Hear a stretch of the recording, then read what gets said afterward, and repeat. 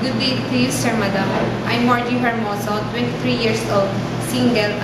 About my working experience, I work as a domestic helper here in Philippines.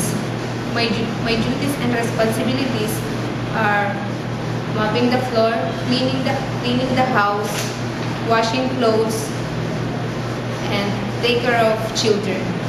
Good day to you, Miss Margie. How are you right now? I'm fine, Sir Madam.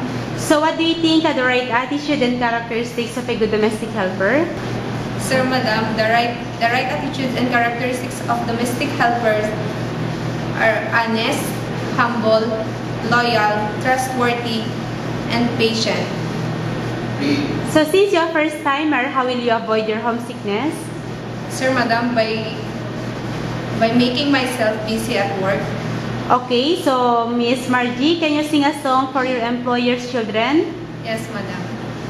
Twinkle, twinkle, little star, how I wonder what you are. Up above the world so high, like a diamond in the sky. Okay, thank you for the nice song, Miss Margie. Okay, so can you tell me the proper way on how to take care of the children? Sir Madam, the proper way of taking the children by giving them food, giving them vitamin, by guide them, playing them, and loving them as my own native. So what if you committed a mistake and the employer scolds you? What will you do? Sir Madam, I say sorry and I promise that we'll do it again. Any message or promise to your employer? Sir Madam, please do hire me because I really need this job for my family and I promise to finish my 2 years contract.